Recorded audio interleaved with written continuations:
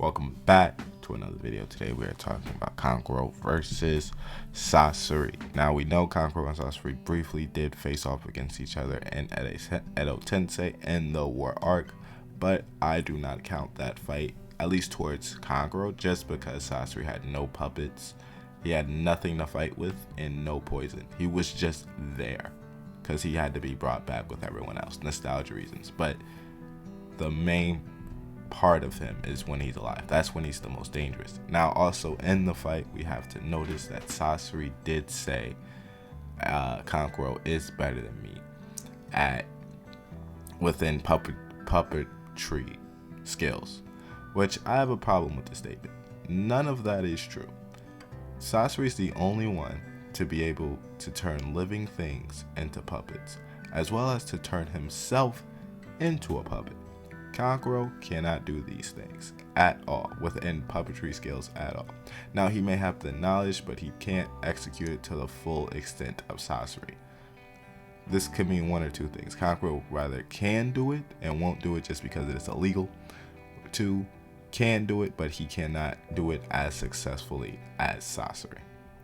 Now we also have to know that with being an alive Sasori and Kankuro, I'm just basically giving them the same layout of the Edo fight, but instead Sasori has all his fighters, all his puppets, all his weapons, and Kankuro will still have the same puppets, even along with Sasori puppets, as well as everything else. Right? They would have to go up against each other. Now the puppets would insatiably clash against each other. They would most likely stalemate within the puppets, as Kankuro's puppet skills by the War Arc is insanely better, so he's probably found adjustments, holes within Sasori's puppets. The only problem with Sasori is that he has that deadly poison that can kill you just based off a scratch, off of anything. As far as we know, Kankuro has no speed feats, nor can he outpace Sasori at all. Sasori with his 100 or 1,000 puppet technique can of course just barrage Kankuro until Sasori is able to get a clean hit with his poison, and then game over. Kankuro has no assist towards Sasori and is not poison resistant to at least give himself an antidote from Sasori. Sasori has the most deadliest poison. And Naruto, right?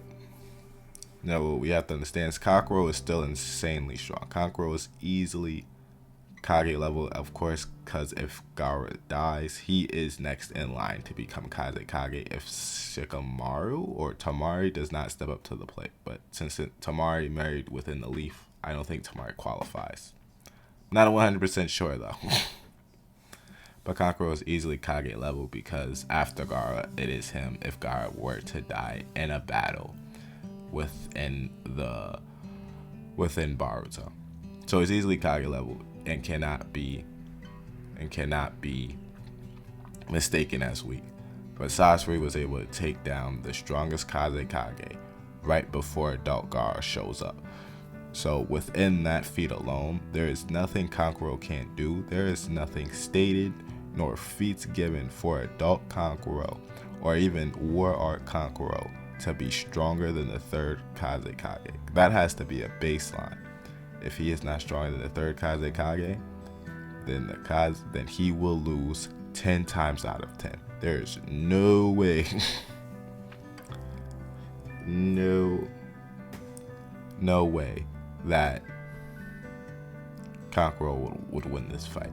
Now, if you want to say, oh, who wins in a puppet making contest, that would of course just go to Sasori, because Sasori just has more experience on working on puppets. Yeah, Kankuro may have all his techniques, but just doesn't know how to execute it as good as Sasori. And we just won't know if he can benefit or even apply the technique Sasori has towards living beings, as it's just never seen again after Sasori.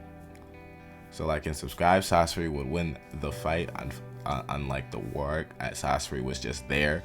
That fight made no sense in the grand scheme of things because Sasori was just there. with nothing. It was like, yeah, I'm gonna wait till I get sealed again. Like, that was more of it. But anyway, like and subscribe. I'll see you in the next one, and Sasori would win this battle. It's making no sense why he was there in Edo Tensei. Anyway, like and subscribe, and I'll see you in the next one.